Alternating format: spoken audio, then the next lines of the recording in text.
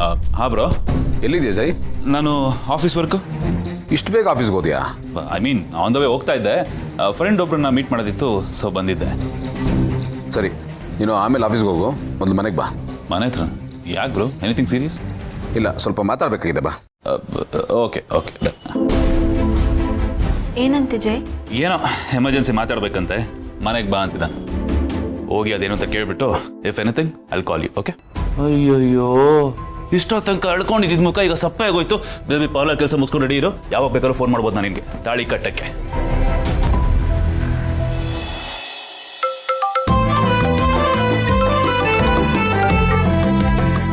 Hello, ಹೇಳಿ ಅದಕ್ಕೆ. Hi ಮಹಿ, ಹೇಗಿದೆಯಾ? ಮನೇಲೆಲ್ಲರೂ ಹೇಗಿದ್ದಾರೆ? ಹಾಂ ಅದಕ್ಕೆ, ಎಲ್ಲರೂ ಆರಾಮಾಗಿದ್ದೀವಿ. ಅಲ್ಲೆಲ್ಲರೂ ಹೇಗಿದ್ದಾರೆ? ನೀವು ಹೇಗಿದ್ದೀರಾ? ಹಾಂ, ನಾನು ಆರಾಮಾಗಿದ್ದೀನಿ. ಮನೇಲಿ ಎಲ್ಲರೂ ಚೆನ್ನಾಗಿದ್ದಾರೆ. ಅಂದಾಗೆ ಮಹಿ, ನಾನು ಕಾಲ್ ಮಾಡಿದ್ದು ಜೀವ ಬಗ್ಗೆ ಕೇಳೋದಕ್ಕೆ. ಜೀವ ಹೇಗಿದ್ದಾನೆ? ಅವನು ಕುಡಿಯೋದನ್ನು ಬಿಟ್ಟಿದ್ದಾನಾ? ಹಾಂ ಅದಕ್ಕೆ, ಡ್ರಿಂಕ್ಸ್ ಮಾಡೋದು ಬಿಟ್ಟಿದ್ದಾನೆ. ವಿಚಿತ್ರವಾಗಿ ಆಡೋದಕ್ಕೆ ಶುರು ಮಾಡಿದ್ದಾನೆ. ವಿಚಿತ್ರವಾಗ? ಹಾಂ ಅದಕ್ಕೆ, ಒಂದನ್ನು ಸರಿ ಮಾಡ್ತಿದ್ದ ಹಾಗೆ ಇನ್ನೊಂದೇನಾದರೂ ಶುರು ಆಗುತ್ತೆ. ನಮ್ಮ ಟೈಮೇ ಸರಿ ಇಲ್ಲ ಅಂತ ಅನಿಸುತ್ತೆ. ಯಾಕೆ ಮಹಿ, ಮತ್ತೆ ಏನಾಯಿತು? ಬಿಸ್ನೆಸ್ ಟೆನ್ಷನ್ ಅದಕ್ಕೆ. ಆ ಭೂಪತಿ ಇವನ ಹತ್ರ ನನಗೂ ನಿನಗೂ ಇನ್ಯಾವ ಬಿಸ್ನೆಸ್ಸು ಬೇಡ, ನನ್ನ ಇನ್ವೆಸ್ಟ್ಮೆಂಟ್ ಎಲ್ಲ ಒಂದೇ ಶಾರ್ಟಲ್ಲಿ ಸೆಟಲ್ ಮಾಡು ಅಂತ ಹೇಳಿದ್ದಾನೆ. ಅದಕ್ಕೆ ಜೀವನ ತುಂಬಾ ಟೆನ್ಷನ್ ಮಾಡ್ಕೊಂಡು ಕೂತಿದ್ದಾನೆ. ಡ್ರಿಂಕ್ಸ್ ಮಾಡೋದು ಬಿಟ್ಟ ಅಂತ ಖುಷಿ ಪಡ್ತಿದ್ರೆ ಇವಾಗ ಇದೊಂದು ಹೊಸ ತಲೆನೋವು.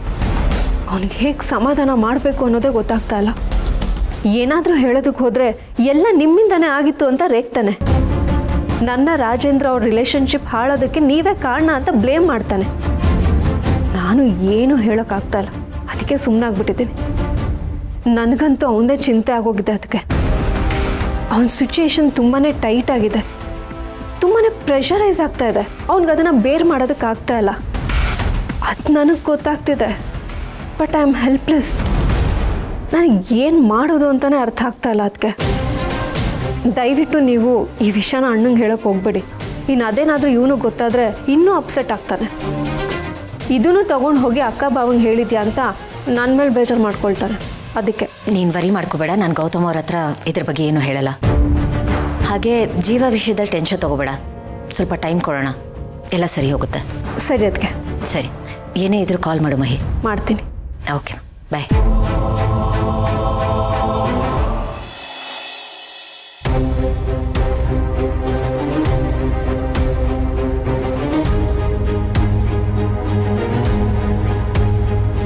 ನಿಮ್ಮಲ್ಲಿ ಎಲ್ರಿಗೂ ಲೇ ಆಫ್ ಲೆಟರ್ ಬಂದಿದೆಯಾ? ಹೌದು ಸರ್. ಎಷ್ಟು ದಿವಸ ಆಯಿತು? 3 days ಆಯಿತು ಸರ್. ನನಗೆ ಈ ವಿಷಯ ಹೇಳೋಕ್ಕೆ ನಿಮಗೆ 3 ದಿನ ಬೇಕಾಯ್ತಾ? ಈ ವಿಷಯನ ನೀವೆಲ್ಲ ಯಾಕೆ ಮುಂದೆ ತಿಳಿಸ್ಲಿಲ್ಲ? ಯಾಕೆ ಹೇಳಲಿಲ್ಲ? ಸರ್, ಆನಂದ್ ಸರ್ ನಿಮ್ಗೆ ಹೇಳಿರ್ತಾರೆ ಅಂತ ಸುಮ್ಮನಾಗಿದ್ವಿ ಸರ್. ಆನಂದ್ ಸರ್ಗೂ ಲ್ಯಾಫ್ ಆಗಿಬಿಟ್ಟಿದ್ದಿಲ್ಲ ಸರ್. ಆನಂದ್ ಸರ್ ಹೇಳ್ತಾರೆ ಅಂತ ನೀವು ಸುಮ್ಮನಾಗ್ಬಿಟ್ರಿ, ಅವರು ಹೇಳಲಿಲ್ಲ, ಅವರು ಸುಮ್ಮನಾಗ್ಬಿಟ್ರು. ಇವಾಗ ಹೀಗಾಗಿದೆಯಲ್ಲ, ಏನು ಮಾಡೋಣ? ಸಾರಿ ಸರ್, ಈಗ ನೀವೇನಾದರೂ ಮಾಡಬೇಕು ಸರ್. ಜಯದೇವ್ ಸರ್ ಯಾರ ಮಾತನ್ನು ಕೇಳೋ ಥರ ಇಲ್ಲ ಸರ್. ಈ ವಿಷಯದಲ್ಲಿ ತುಂಬ ಸ್ಟ್ರಿಕ್ಟ್ ಆಗಿದ್ದಾರೆ. ಅವನು ಬರೋಕ್ಕೆ ಹೇಳಿದ್ದೀನಿ, ಮಾತಾಡ್ತೀನಿ. ಹಾಂ ಜೈ. ಜೈ, ಕಂಪ್ನಿಲಿ ಏನಾಗ್ತಾ ಇದೆ? ಏನಿದೆಲ್ಲ? ಬ್ರೋ, ಮಾಡೋದನ್ನೆಲ್ಲ ಮಾಡಿ ಮುಗಿಸಿ ನಾನೇ ನಿನಗೆ ಆಮೇಲೆ ಅಪ್ಡೇಟ್ ಮಾಡೋಣ ಅಂತಿದ್ದೆ, ಬಟ್ ಅಷ್ಟರಲ್ಲಿ ಆಗಲೇ ನಿನಗೆ ವಿಷಯ ಬಂದುಬಿಟ್ಟಿದೆ. ಬ್ರೋ, ನಾನು ಕಂಪ್ನಿಯ ಬಜೆಟ್ ಪ್ಲಾನಿಂಗ್ ಮಾಡಬೇಕಾದ್ರೆ ಕೆಲವೊಂದಷ್ಟು ವಿಷಯಗಳನ್ನ ಅಬ್ಸರ್ವ್ ಮಾಡಿದೆ. ಈಗಿನ ಮಾರ್ಕೆಟ್ ವ್ಯಾಲ್ಯೂಗೆ ಆ್ಯಂಡ್ ಸ್ಟಾಕ್ಸ್ಗೆ ಕಂಪೇರ್ ಮಾಡಿದಾಗ ತುಂಬಾ ಹೊಡೆತ ಬೀಳ್ತಾ ಇದೆ ಬ್ರೋ, ತುಂಬಾ ಪ್ರಾಬ್ಲಮ್.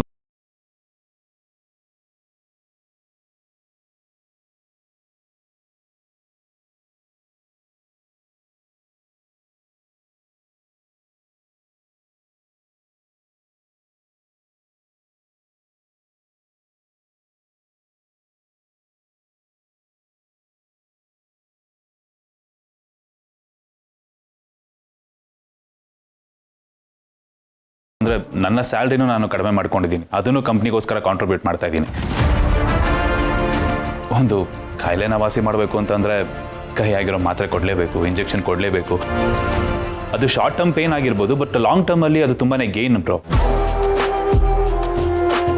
ಇವಾಗ ಅದು ನಮಗೆ ಬೇಜಾರು ಅನ್ನಿಸ್ಬೋದು ಅಥವಾ ತಪ್ಪು ಅನ್ನಿಸ್ಬೋದು, ಬಟ್ ಮುಂದಕ್ಕೊಂದಿನ ಅದು ಒಳ್ಳೆ ರಿಸಲ್ಟ್ ಕೊಟ್ಟೇ ಕೊಡುತ್ತೆ. ಆ ಒಂದು ಇಂಟೆನ್ಷನಿಂದನೇ ನಾನು ಇಷ್ಟನ್ನೆಲ್ಲ ಮಾಡಿದ್ದು. ಈ ಎಲ್ಲ ಪಾಯಿಂಟ್ಸನ್ನು ಕನ್ಸಿಡರ್ ಮಾಡಿನೇ ನಮ್ಮ ಕಂಪ್ನಿ ಬ್ಯಾಲೆನ್ಸ್ ಶೀಟು ಬ್ಯಾಲೆನ್ಸ್ಡ್ ಆಗಿರಬೇಕು ಅಂತಲೇ ಈ ಒಂದು ಡಿಸಿಷನ್ ತೊಗೊಂಡಿದ್ದು. ನಾನೇನು ತಪ್ಪು ಮಾಡಿಲ್ಲ ಅಂತ. Yeah I am convinced. ಭಾಳ ಒಳ್ಳೆ ಡಿಸಿಷನ್ ತೊಗೊಂಡಿದ್ಯಾ, ಗುಡ್.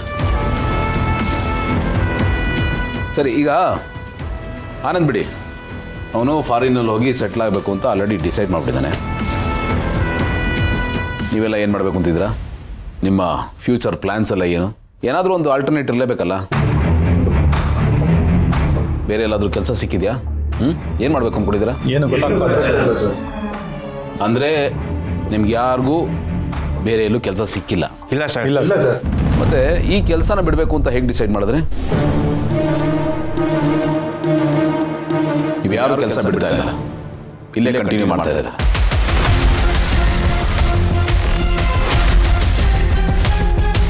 ಬ್ರೋ, ಏನು ಹೇಳ್ತಾ ಇದೆಯಾ? ಹೌದು, ಮುಂಚಿನ ಥರನೇ ಅವರು ಇಲ್ಲೇ ನಮ್ಮಲ್ಲೇ ಕೆಲಸ ಮಾಡ್ತಾರೆ. And it's my order. ಅಲ್ಲ ರೀ, ಲೇ ಆಫ್ ಲೆಟ್ರ್ ಕೈಗೆ ಬಂದ ತಕ್ಷಣ ಎಲ್ಲ ಮುಗದೇ ಹೋಯ್ತು ಅಂತ ನಿಮಗೆ ನೀವೇ ಹೇಗೆ ಡಿಸೈಡ್ ಮಾಡಿದ್ರೆ? ಇಷ್ಟು ವರ್ಷದಿಂದ ನಮ್ಮ ಕಂಪ್ನಿ ಜೊತೆ ಕೆಲಸ ಮಾಡಿದ್ದೀರಾ, ನನ್ನ ಜೊತೆ ಬೆರ್ತಿದ್ದೀರಾ, ಇಷ್ಟೇನಾ ನೀವು ನನ್ನ ಅರ್ಥ ಮಾಡಿಕೊಟ್ರದು? ನಿಮ್ಗಳನ್ನ ನಾನು ಯಾವತ್ತೂ ಬರೀ ಎಂಪ್ಲಾಯೀಸ್ ಅಂತ ಅನ್ಕೊಂಡಿರಲಿಲ್ಲ, ನನ್ನ ಫ್ಯಾಮಿಲಿ ಅಂತ ಭಾವಿಸಿದೆ. ಇನ್ ರಿಟರ್ನ್ ನಿಮಗೂ ಅದೇ ಥರದ ಭಾವನೆ ಇರಬೇಕಾಗಿತ್ತಲ್ಲ, ಯಾಕಿರಲಿಲ್ಲ? ನನ್ನನ್ನು ಯಾಕೆ ಕೆಲಸದಿಂದ ತೆಗೆದಾಕ್ತಾ ಇದ್ದೀರಿ ಅಂತ ನೀವು ಪ್ರಶ್ನೆ ಕೇಳಬೇಕಾಗಿತ್ತಲ್ಲ, ಯಾಕೆ ಯಾರು ಕೇಳಲಿಲ್ಲ?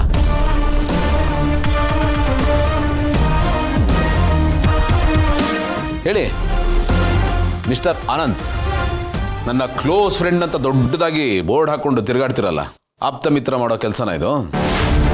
ನನ್ನ ಹತ್ರನೇ ಸತ್ಯ ಮುಚ್ಚಿಟ್ಟು ಅಷ್ಟು ಚೆನ್ನಾಗಿ ಸುಳ್ಳು ಹೇಳ್ಬಿಟ್ಟೆ, ದೊಡ್ಡ ಮನುಷ್ಯ ಆಗ್ಬಿಟ್ಟಿದೆ. ಹೇಳಪ್ಪ, ಯಾಕೆ ಹೀಗೆ ಮಾಡಿದೆ? ಅದು ಗೆಳೆಯ, ಜಯದೇವ್ ಫಸ್ಟು ನಮ್ಮನ್ನೆಲ್ಲ ಲೇ ಆಫ್ ಮಾಡಿದಾಗ ನಮಗೆಲ್ಲ ಶಾಕ್ ಆಯಿತು. ಆಮೇಲೆ ಈ ಥರ ಆಗಕ್ಕೆ ಸಾಧ್ಯ ಇಲ್ಲ ಅಂತ ಅಂದ್ಕೊಂಡು ಸುಮ್ಮನಾಗ್ಬಿಟ್ವಿ. ಆದರೆ ಇದು ನಿಜ ಅಂತ ಗೊತ್ತಾಗುವಷ್ಟೊತ್ತಿಗೆ ಎಲ್ಲ ಮುಗಿದೋಗಿತ್ತು ಕಣೋ. ಏನೇ ಆದ್ರೂ ಇವನು ತೊಗೊಂಡಿರೋ ಡಿಸಿಷನ್ನಿಂದ ಕಂಪ್ನಿಗೆ ಒಳ್ಳೇದಾಗುತ್ತಲ್ವಾ, ಅದಕ್ಕೆ ನಾವೆಲ್ಲರೂ ಅಕ್ಸೆಪ್ಟ್ ಮಾಡ್ಕೊಂಡು ಸುಮ್ಮನಾಗ್ಬಿಟ್ವಿ. ಏನು ಬ್ರೋ ಇದು? ನಾನು ಕಂಪ್ನಿ ಒಳ್ಳೋದಕ್ಕೆ ಅಂತಲೇ ಇಷ್ಟೆಲ್ಲ ಯೋಚನೆ ಮಾಡಿ ಒಂದು ಡಿಸಿಷನ್ ತೊಗೊಂಡ್ರೆ ನೀನು ಅದನ್ನೇ ಬ್ಲಾಕ್ ಮಾಡ್ತಿದ್ಯಲ್ಲ ಬ್ರೋ. ಈ ಥರ ಏನಾದರೂ ಆಯಿತು ಅಂದರೆ ನನ್ನ ಕಾನ್ಫಿಡೆನ್ಸ್ ಹತ್ತೋಗುತ್ತೆ ಬ್ರೋ. ಕಂಪ್ನಿಗೆ ಏನಾದರೂ ಒಳ್ಳೇದು ಮಾಡಬೇಕು, ಮುಂದಕ್ಕೆ ದೊಡ್ಡದಾಗಿ ಏನಾದರೂ ಮಾಡಬೇಕು ಅನ್ನೋ ಒಂದು ಆಸೆನೇ ಹೊರಟೋಗುತ್ತೆ. ಈಗೆಲ್ಲ ಆದರೆ ನಾನು ಡಿಮೋಟಿವೇಟ್ ಆಗಿಬಿಡ್ತೀನಿ ಬ್ರೋ. ಇದು ಕಂಪ್ನಿಗೋಸ್ಕರ ತೊಗೊಂಡಿರೋ ಡಿಸಿಷನ್ ಬ್ರೋ. ಯಾವ ಆ್ಯಂಗಲಿಂದ ನೋಡಿದ್ರು ಇದು ಸರಿಯಾಗೇ ಇದೆ. ಇಲ್ಲ ಜೈ, ಮನುಷ್ಯತ್ವದ ದೃಷ್ಟಿಯಿಂದ ಇದು ತಪ್ಪೆ. ಮನುಷ್ಯತ್ವನ ಬದಿಗಿಟ್ಟು ನಾವು ಏನೇ ಮಾಡಿದ್ರು ಅದಕ್ಕೆ ಅರ್ಥ ಇರಲ್ಲ. ಹಾಗಂತ ಪ್ರೊಫೆಷನಲ್ಲಿ ನೀನು ಮಾಡಿದ್ದು ತಪ್ಪು ಅಂತ ನಾನು ಹೇಳ್ತಾ ಇಲ್ಲ, ಸರಿಯಾಗಿರ್ಬೋದು. ಬಟ್ ಇಂಥ ನಿರ್ಧಾರಗಳನ್ನು ತಗೊಳ್ಳೋದಕ್ಕೆ ಮುಂಚೆ ನಮ್ಮಂಥವ್ರನ್ನ ಒಂದು ಮಾತು ಕೇಳಬೇಕು. ಎಲ್ಲ ರೀತಿಯಿಂದನೂ ಯೋಚನೆ ಮಾಡಿ ಆಮೇಲೆ ಮುಂದಕ್ಕೆ ಹೆಜ್ಜೆ ಇಡಬೇಕು. ಪವರ್ ಇದೆ ಅಂತ ಹೀಗೆಲ್ಲ ಬಳಸ್ಕೋಬಾರ್ದು. Power always comes with a responsibility. ಗೊತ್ತಿರ್ಬೇಕು ನಿನಗೆ. ಇಷ್ಟು ದೊಡ್ಡ ನಿರ್ಧಾರನ ಏಕಾಏಕಿ ಹೇಗೆ ತೊಗೊಂಡೆ ಜೈ? ನಮ್ಗೊಂದು ಮಾತು ಹೇಳಬೇಕು ಅಂತ ನಿನಗೆ ಅನಿಸ್ತಾ ಇಲ್ವಾ? ಒಂದು ತಿಳ್ಕೊ ಜೈ, ನಿನಗೆ ಪವರ್ ಕೊಟ್ಟಿರೋದು ನಾನು ಅಂದಮೇಲೆ ನಿನಗಿಂತ ನನಗೆ ಪವರ್ ಜಾಸ್ತಿ ಇದೆ ಆ್ಯಂಡ್ ಇರುತ್ತೆ. ನನ್ನನ್ನು ಪಾಸ್ ಮಾಡಿ ನೀನು ಏನನ್ನೂ ಮಾಡೋಕ್ಕೆ ಸಾಧ್ಯ ಇಲ್ಲ. ಜೈ, ಮಿಸ್ಟೇಕ್ ಆಗಿದೆ, ಅದನ್ನು ಸರಿ ಮಾಡ್ಕೊ. ಎಲ್ಲರದು ಲೇ ಆಫ್ ಲೆಟರ್ನ ವಾಪಸ್ ತಗೋ. ಮೊದಲು ಹೇಗೆ ನಡೀತಾ ಇತ್ತಲ್ಲ ಎಲ್ಲನೂ ಹಾಗೆ ನಡಿಬೇಕು. ಆ್ಯಂಡ್ ನಾವು ಮಾಡಿರೋ ತಪ್ಪಿನ ಪ್ರಾಯಶ್ಚಿತ್ತವಾಗಿ ಎಲ್ಲರಿಗೂ ಬೋನಸ್ ಹೋಗಬೇಕು.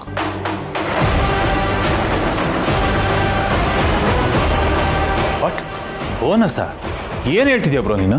ಇಲ್ಲಿ ಬಾಸ್ ನೀನ ಬ್ರೋ. ನಾನು ಹೇಳ್ದಷ್ಟು ಮಾಡ. ಅವ್ರಿಗೆ ಮುಂದಿನ ತಿಂಗಳು ಸಂಬಳ ಜೊತೆಗೆ ಬೋನಸ್ ಕೊಡು. ಬ್ರೋ, ಅವಾಗಿಂದ ಇಷ್ಟೆಲ್ಲ ಹೇಳ್ತಾ ಇದ್ದೀನಿ. ಇವಾಗ ಬೋನಸ್ ಅಂತಂದ್ರೆ ಕಂಪ್ನಿಗೆ ಆಲ್ರೆಡಿ ಬರ್ಡನ್ ಇದೆ, ಇನ್ನೂ ಜಾಸ್ತಿ ಆಗುತ್ತೆ. ಆಗ್ಲಿ, ಇಷ್ಟು ವರ್ಷ ನಮ್ಮ ಬರ್ಡನ್ನ, ನಮ್ಮ ಕಂಪ್ನಿ ಬರ್ಡನ್ನ ಇವ್ರುಗಳು ಹೊತ್ತಿದಾರಲ್ವಾ? ಇವತ್ತು ನಮ್ಮ ಕಂಪನಿ ಈ ಮಟ್ಟಕ್ಕೆ ಬೆಳೆದಿದೆ ಅಂದರೆ ಅದರಲ್ಲಿ ಇವರು ಬೆವರಿದೆ, ಶ್ರಮ ಇದೆ. ಹಾಗೆ ನೋಡಿದ್ರೆ ಇವರೆಲ್ಲರ ಋಣ ನಮ್ಮ ಮೇಲಿದೆ. ಅದ್ರ ಮುಂದೆ ಬೋನಸ್ ಯಾವ ಲೆಕ್ಕನೂ ಅಲ್ಲ. In fact it's not bonus, it's a token of gratitude. ಒಂದು ತಿಳ್ಕೊ ಜೈ, ನಮ್ಮ ಕಂಪ್ನಿಗಾಗೋ ಲಾಭದಲ್ಲಿ ಸ್ವಲ್ಪ ಕಡಿಮೆ ಆದರೂ ಪರವಾಗಿಲ್ಲ, ಆದರೆ ನಮ್ಮ ಕಂಪ್ನಿನ ನಂಬ್ಕೊಂಡಿರೋರು ನೆಮ್ಮದಿಯಾಗಿರಬೇಕು. ಅವ್ರಿಗೆ ಒಂದು ಭದ್ರತೆ ಇರಬೇಕು, ಜಾಬ್ ಸ್ಯಾಟಿಸ್ಫ್ಯಾಕ್ಷನ್ ಇರಬೇಕು. ಇದು ನಮ್ಮ ಕಂಪನಿ ಅಂದ್ಕೊಂಡು ಅವ್ರು ಕೆಲಸ ಮಾಡಬೇಕು. ಅದಕ್ಕೆ ಅವ್ರನ್ನ ನಾವು ಚೆನ್ನಾಗಿ ನೋಡ್ಕೋಬೇಕು. ಆಗಲೇ ಲಾಂಗ್ ಟರ್ಮ್ನಲ್ಲಿ ಕಂಪ್ನಿ ಗಟ್ಟಿಯಾಗಿ ನಿಲ್ಲೋದು, ನಮ್ಮ ಬ್ರ್ಯಾಂಡು ತುಂಬ ಕಾಲ ಉಳಿಯೋದು. ಇಲ್ಲಾಂದರೆ 10ರಲ್ಲಿ 11 ಥರ ನಾವು ಆಗ್ಬಿಡ್ತೀವಿ ಅಷ್ಟೇ. ಜೈ, ಈಗ ನಾವು ಮಾಡಬೇಕಾಗಿರೋದು ಕಾಸ್ಟ್ ಕಟ್ಟಿಂಗ್ ಅಲ್ಲ, ಬಿಸ್ನೆಸ್ ಎಕ್ಸ್ಪ್ಯಾನ್ಷನ್. ಬಿಸ್ನೆಸ್ನ ಇನ್ನೂ ದೊಡ್ಡದಾಗಿ ಬೆಳೆಸೋಣ, 4 ಜನ ಕೆಲಸ ಕೊಡೋಣ, ಅವ್ರ ಹೊಟ್ಟೆ ತುಂಬಿಸೋಣ. ಆ 4 ಜನ ಹೊಟ್ಟೆ ತುಂಬಿದ ಮೇಲೆ ನಮಗೆ ಒಳ್ಳೇದಾಗಲಿ ಅಂತ ಹಾರೈಸ್ತಾರಲ್ಲ, ಅದಕ್ಕೆ ತುಂಬ ಶಕ್ತಿ ಇದೆ, ನೆನಪಿರಲಿ. ಅದೇ ನಮ್ಮಂಥವ್ರನ್ನ ಕಾಯೋದು ಮತ್ತು ಬೆಳೆಸೋದು. ವ್ಯವಹಾರ ನಡೆಸೋನಿಗೆ ಬರೀ ಮಾರ್ಕೆಟ್ ಸೆಂಟಿಮೆಂಟ್ ಗೊತ್ತಿದ್ರೆ ಮಾತ್ರ ಸಾಲದು, ಸ್ವಲ್ಪ ಹ್ಯೂಮನ್ ಸೆಂಟಿಮೆಂಟು ಗೊತ್ತಿರಬೇಕು. ಆಗಲೇ ಅವ್ನು ಬೆಳೆಯೋದು.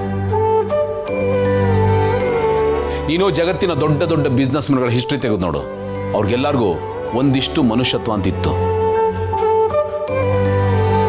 ತುಳಿದು ಬೆಳೆಯೋಗಿಂತ ಜೊತೆಯಲ್ಲಿದ್ದವ್ರನ್ನ ಬೆಳೆಸಿ ತಾನು ಬೆಳಿತಾನಲ್ಲ, ಅವನು ತುಂಬ ಎತ್ತರಕ್ಕೆ ದೊಡ್ಡದಾಗಿ ಬೆಳಿತಾನೆ. ನೀನಿನ್ನೂ ಚಿಕ್ಕವನು, ಕಲಿಬೇಕಾಗಿರೋ ತುಂಬ ಇದೆ.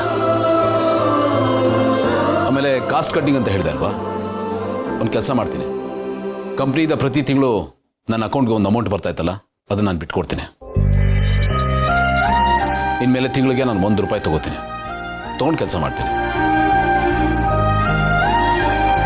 ನನ್ನ ಅಮೌಂಟ್ ಏನು ಬರ್ತಾ ಇತ್ತು ಅದನ್ನು ಎಲ್ಲರಿಗೂ ಈಕ್ವಲ್ ಆಗಿ ಡಿವೈಡ್ ಮಾಡು.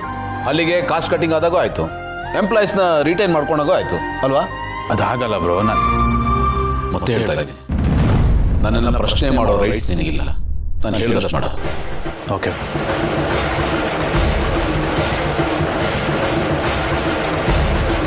ನೋಡಿ, ನೀವು ಯಾರು ಚಿಂತೆ ಮಾಡಬೇಡಿ, ನಿಮ್ಮ ಲೇ ಆಫ್ ಲೆಟರ್ನ ವಾಪಸ್ ತಗೋತೀವಿ.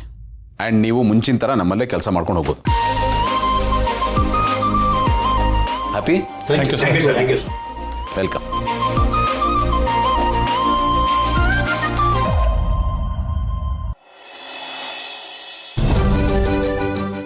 ಹಿಂಗಲ್ಲ ಪುಟ್ಟ, ಎಷ್ಟು ದಿನ ಹೇಳ್ಕೊಡ್ತಾ ಇದೀನಿ, ನಿನ್ ಬ್ಯಾಟ್ ಟಚ್ಚು ಮಾಡ್ತಿಲ್ಲ. ನಾನು ಹೊಡಿತೀನಿ, ನಿನ್ನ ಬಾಲ್ ಹಾಕ್ತೀಯಾ? ತೋರಿಸ್ತೀನಿ, ತಗೋ ತಗೋ ಬಾಲ್. ನೀನು ಹೋಗಿ ಅಲ್ಲಿಂದ ಹಾಕು ಬಾಲು, ನಂತರ ನಾನು ತೋರಿಸ್ತೀನಿ, ಸರಿನಾ? ಹಿಂಗಿರುತ್ತಲ್ಲ, ಹಿಂಗೆ ಇಟ್ಕೋಬೇಕು. ಹಾಂ, ಹಾಕು.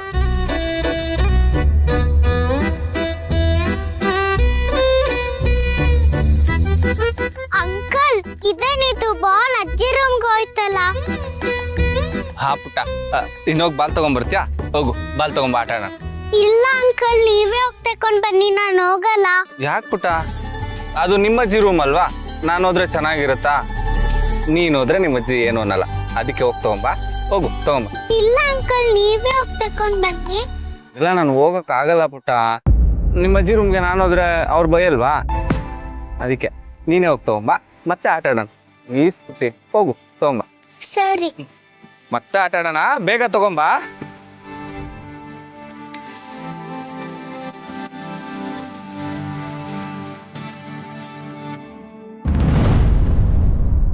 ಲಚ್ಚಿ,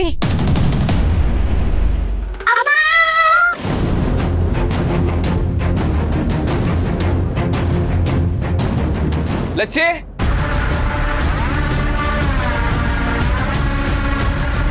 ಲಚ್ಚಿ, ಏನಾಯ್ತು? ಯಾಕೆ ಅಂಕಿರಿಚ್ಕೊಂಡೆ?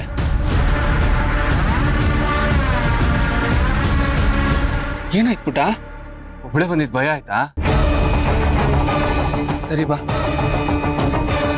ಎಲ್ಲ ಭಯ ಪಡಬಾರ್ದು ಆಯ್ತಾ?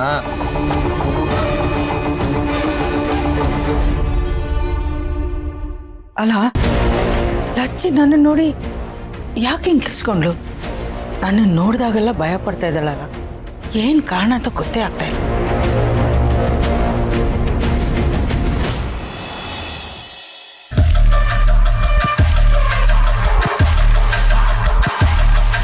ಎಂಥ ಕೆಲಸ ಆಗೋಯ್ತು ಜಡಿ. ಇದು ನಿನ್ನ ಪಾಲಿಗೆ ದೊಡ್ಡ ಇನ್ಸಲ್ಟ್, ಅವಮಾನ. ಪೊಸಿಷನ್ ಏನೋ ಸಿಕ್ತು, ಆದರೆ ಪವರ್ ಸಿಗ್ಲಿಲ್ವಲ್ಲ. ಪವರ್ ಅವನ ಕೈಲೇ, ಯಾವತ್ತಿದ್ರೂ ಅವನೇ ಕಿಂಗು. ಹೆಸರಿಗಷ್ಟೇ ಬೋರ್ಡ್ ಆಫ್ ಡೈರೆಕ್ಟರ್. ಬೆಂಕಿ ಬಿತ್ತು ಆ ಪೊಸಿಷನ್ಗೆ. ಬೋರ್ಡ್ ಆಫ್ ಡೈರೆಕ್ಟರ್ ಅನ್ನೋ ಡೆಸಿಗ್ನೇಷನ್, ಸಪ್ರೇಟ್ ಕ್ಯಾಬಿನ್ನು, ಮರ್ಯಾದೆ ಎಲ್ಲ ಇದೆ, ಆದ್ರೆ ಪವರ್ ಇಲ್ಲ. ನಾವೇನಿದ್ರು ಅವನ ಹಾಕೋ ಬಿಸ್ಕೆಟ್ ಅನ್ನ ತಿನ್ಕೊಂಡು ಬಿದ್ದಿರೋ ಗುಲಾಮ್ರು.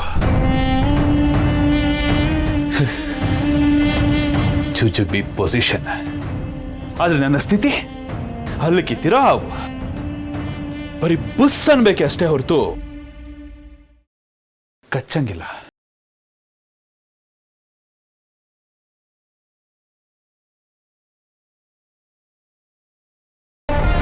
ಏನ್ ಮಾಡಕ್ಕಾಗತ್ತೆ ಪೊಸಿಷನ್ ಇಟ್ಕೊಂಡು? ಅವನ ಹಾಕೋ ಬಿಸ್ಕೆಟ್ ತಿನ್ಕೊಂಡು ಕೂತಿರ್ಬೇಕಷ್ಟೇನೆ. ಹೀಗೆ ಆದ್ರೆ ನಾನು ಬಿರಿಯಾನಿ ತಿನ್ನೋದು ಯಾವಾಗ?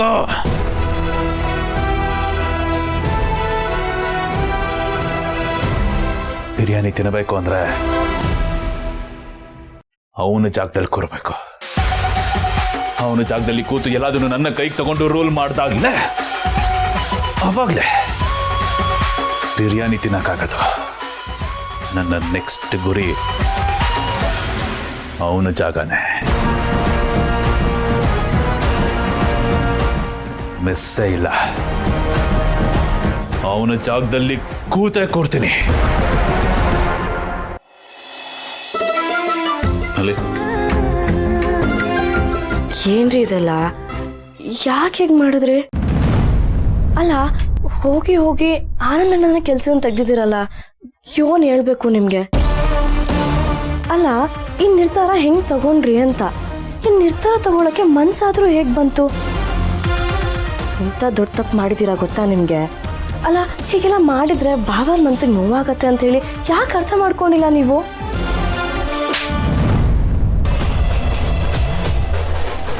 ಮನೇಲಿ ತಿಂದನ, ಕೆಲಸ ಮಾಡದ್ನ, ಮಲಗದ್ನ ಅಷ್ಟರಲ್ಲಿರ್ಬೇಕು.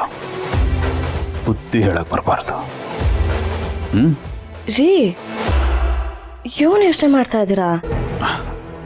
ಏನಿಲ್ಲ ಮಲ್ಲಿ, ನಾನು ಜಯದೇವಾಗಿ ಡಿಸಿಷನ್ ತಗೊಂಡಿದ್ದಲ್ಲ. ಜಯದೇವಾಗಿ ತಗೋಬೇಕು ಅಂದಿದ್ರೆ ಇದೇ ಸಂಬಂಧಗಳು ನನ್ನನ್ನು ಕಟ್ಟಾಗ್ತಿದ್ವು. ಮಲ್ಲಿ, ನಾನು ಡಿಸಿಷನ್ ತಗೊಂಡಿದ್ದು ಒಬ್ಬ ಬೋರ್ಡ್ ಆಫ್ ಡೈರೆಕ್ಟರ್ ಆಗಿ. ಆ ಜಾಗದಲ್ಲಿ ಕೂತ ಮೇಲೆ ಮಲ್ಲಿ, ಆನಂದಣ್ಣ ಆಗಿರ್ಲಿ, ದೊಡ್ಡಪ್ಪ, ಚಿಕ್ಕಪ್ಪ, ಮಾವ, ಅತ್ತೆ ಅಂತ ಯಾರನ್ನು ನೋಡೋಕ್ಕಾಗಲ್ಲ. ಕೆಲಸ ಮುಖ್ಯ ಆಗತ್ತೆ ಮಲ್ಲಿ. ಒಂದು ಕಂಪನಿ ಅಂತ ಬಂದಾಗ ಕಂಪನಿಗಾಗೋ ಲಾಭ ಆಗಿರಲಿ, ನಷ್ಟ ಆಗಿರಲಿ, ಕಂಪನಿಗೆ ಏನು ಒಳ್ಳೇದು ಏನು ಕೆಟ್ಟದ್ದು ಇದನ್ನೆಲ್ಲ ಯೋಚನೆ ಮಾಡಿ ಡಿಸಿಷನ್ ತಗೋಬೇಕಾಗತ್ತೆ ಹೊರತು ಸಂಬಂಧ ಅಲ್ಲಿ ಲೆಕ್ಕಕ್ಕೆ ಬರೋದಿಲ್ಲ ಮಲ್ಲಿ. ನಾನು ಕಂಪ್ನಿ ಒಳ್ಳೇದಕ್ಕೆ ಅಂತ ಡಿಸಿಷನ್ ತಗೊಂಡಿದ್ದು. ಪ್ಲೀಸ್, ನೀನಾದರೂ ಇದನ್ನು ಅರ್ಥ ಮಾಡ್ಕೊ ಮಲ್ಲಿ. ಕೆಲಸನೇ ಬೇರೆ, ವ್ಯವಹಾರನೇ ಬೇರೆ, ಸಂಬಂಧನೇ ಬೇರೆ. ಯಾವುದನ್ನು ಮಿಕ್ಸ್ ಮಾಡಬಾರ್ದು. ರೀ, ಆದರೂ ನೀವು ಏಕಾಏಕಿ ಇದನ್ನೆಲ್ಲ ಮಾಡಿ ಸರಿ ಕಾಣ್ತಿಲ್ಲ. ಮತ್ತೆ ಈ ತಪ್ಪನ್ನ ಮಾಡಕ್ಕೆ ಹೋಗಬೇಡಿ. ನಿಮ್ಮ ವ್ಯವಹಾರದ ಬುದ್ಧಿನ ಅತಿಯಾಗಿ ಉಪಯೋಗಿಸಕ್ಕೆ ಹೋಗಬೇಡಿ. ವ್ಯವಹಾರದಲ್ಲಿ ಲಾಭ ಹೆಚ್ಚು ಕಮ್ಮಿ ಆದರೆ ಪರವಾಗಿಲ್ಲ, ಆದರೆ ಸಂಬಂಧಗಳನ್ನು ಕಳ್ಕೋಬಾರ್ದು. ಸಂಬಂಧಗಳೇನಾದ್ರು ಕಳ್ಕೊಂಡ್ರೆ ಅದು ಮತ್ತೆ ವಾಪಸ್ ಬರೋಕ್ಕಿಲ್ಲ ಕಣ್ರಿ. ಅದಕ್ಕೆ ಹೇಳ್ತೀವಿ, ಮತ್ತೆ ಈ ಥರ ಎಲ್ಲ ಮಾಡಕ್ಕೆ ಹೋಗಬೇಡಿ, ಆಯ್ತಾ?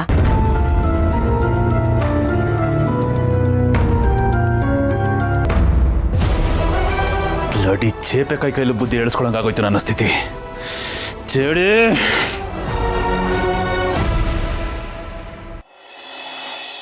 ನಿಮ್ಮ ಋಣನ ನಾವು ಹೇಗೆ ತೀರಿಸ್ಬೇಕು ಅಂತ ಗೊತ್ತಾಗ್ತಿಲ್ಲ ಸರ್. ನೀವು ಯಾರು ಯಾವ ಋಣನೂ ತೀರಿಸ್ಬೇಕಾಗಿಲ್ಲ. ನಾನು ಹೇಳಿದ್ನಲ್ಲ, ನಿಮ್ಮ ಋಣ ನನ್ನ ಮೇಲಿದೆ. ನೀವೆಲ್ಲ ಎಂಪ್ಲಾಯೀಸ್ ಅಲ್ಲ, you are my extended family. ನಾನು ಇಷ್ಟು ಮಾಡದೇ ಇದ್ರೆ ಹೇಗೆ? ತಪ್ಪಾಗುತ್ತಲ್ವಾ? ಆದರೂ ಸರ್, ನಿಮ್ಮಂಥ ಬಾಸ್ ಸಿಗೋದು ತುಂಬಾ ಕಷ್ಟ ಸರ್. ನಾವು ಕಷ್ಟಪಡ್ತಿರೋದಕ್ಕಿಂತ ಹೆಚ್ಚಿಗೆ ಸಂಬಳ ಕೊಡ್ತಿದ್ರಿ. ಅಂಥದ್ರಲ್ಲಿ ಈ ಬೋನಸ್ ಎಲ್ಲ ಯಾಕೆ ಬೇಕು ಸರ್? ನೀವು ಕೊಡ್ತಾ ಇರೋದೇ ಸಾಕು ಸರ್. ನಾನು ನನ್ನ ಮನೆಯಿಂದ ತಂದು ದುಡ್ಡನ್ನು ನಿಮಗೆ ಕೊಡ್ತಾ ಇಲ್ಲ. ಇದೆಲ್ಲ ನೀವು ಸಂಪಾದನೆ ಮಾಡಿರೋ ದುಡ್ಡು.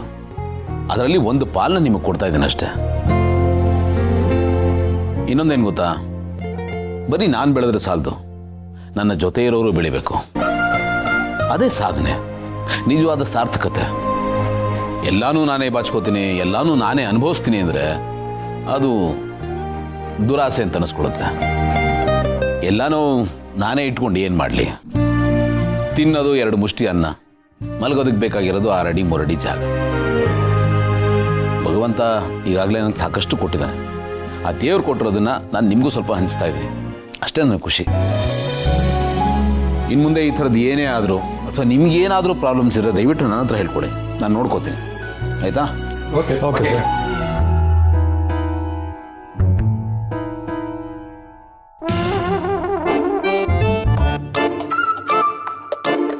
ಏ ನಿಂತ್ಕೊಳಪ್ಪ. ದಾನ ಶೂರ ವೀರ ಕರ್ಣ, ಏನೋ ಕಳ್ಳಂತರ ತಲೆ ತೆಗೆಸ್ಕೊಂಡು ಹೋಗ್ತಾ ಇದೆಯಲ್ಲ. ಸಾರಿ ಗೆಳೆಯ. ಏನ್ ಸಾರಿ? ಹೀಗೆಲ್ಲ ಸುಳ್ಳು ಹೇಳೋಗೋದಕ್ಕೆ ಹೇಗೋ ಮನ್ಸು ಬಂತ ನಿನಗೆ? ಏನೋ ಮಕ್ಕಳಿಗೋಸ್ಕರ ಮಾಡ್ತಾ ಇದೆಯಾ ಅನ್ಕೊಂಡು ನಾನು ಓಕೆ ಅಂದ್ರೆ ನನಗೆ ಚಳ್ಳೆ ಅಂತ ತಿನ್ನಿಸ್ತೀಯಾ? ನಿನ್ಗೇನ್ ಮಾಡ್ಬೇಕು ನೀನ್ ಹೇಳ. ಸಾರಿ ಅಂತ ನೀನೇ ಇಟ್ಕೊಳ್ಳೋದನ್ನ. ಎಷ್ಟು ವರ್ಷ ಬದುಕಿರ್ತೀವೋ ನನ್ನ ಜೊತೆ ಸುಮ್ಮನೆ ಆರಾಮಾಗಿ ಇರೋದು ಬಿಟ್ಬಿಟ್ಟು ಏನೋ ಒಳ್ಳೆಯವನಾಗ ಕೊಟ್ಬಿಟ್ಟ. ಅದು ಹಂಗ ಮಾತಾಡಿಸ್ಬೇಡ ಅಂತ ಹೇಳಿದೆ ತಾನೆ, ಯಾಕೆ ಮಾತಾಡಿಸ್ತಾ ಇದೆಯಾ? ಔಟಕ್ಕಿ ನನ್ನ ಮಗನೇ. ಏನೋ ಸುಮ್ಮನೆ ಇದೀನಿ ಅಂತ ಬಾಯಿ ಬಂದಂಗೆ ಬೈತಾ ಇದ್ದೆ ನನ್ನ. ಬೈಯೋದಲ್ಲ, ಸಿಗ್ದು ತೋರಣ ಕಟ್ಬಿಡ್ಬೇಕು ನಿನ್ನ. ಯಾಕೆ? ಇನ್ನೇನು ಫ್ರೆಂಡ್ಶಿಪ್ ಅಲ್ಲಿ ಹಿಂಗೆಲ್ಲ ಮಾಡ್ತಾರ, ನಾಚಿಕೆ ಆಗಲ್ಲ ನಿನಗೆ? ನನಗೆ ಬೇಡ, ಕುಡಿ ಹಂಗೆ ಕುಡಿಲಿ. ಅವನಿಗೆ ಬೇಡ ಅಂದಮೇಲೆ ನನಗೂ ಬೇಡ ಆತಿ. ನಾನು ಕುಡಿಯಲ್ಲ ಅಂದ್ರೆ ನೀನ್ ಯಾಕೋ ಕುಡಿಬಾರ್ದು? ಕುಡಿಯ ಮುಚ್ಕೊಂಡು. ನನಗೂ ಕುಡಿ. ಚೆನ್ನಾಗಿದೆ ನಿಮ್ಮಿಬ್ಬರ ಫ್ರೆಂಡ್ಶಿಪ್ಪು. ಒಳ್ಳೆ ಚಿಕ್ಕ ಮಕ್ಳು ಕಿತ್ತಾಡ್ತೀರಪ್ಪ. ಆನಂದವ್ರೆ, ನಾನು ನಿಮ್ಮ ಗೆಳೆಯನ್ನ ಗಮನಿಸಿದ ಪ್ರಕಾರ ನೀವು ಇವ್ರ ಜೊತೆ ಇದ್ರೇನೆ ಇವ್ರು ಚೆನ್ನಾಗಿರೋದು, ಕಾರಂಜಿ ಥರ ಚಿಮ್ಮೋದು.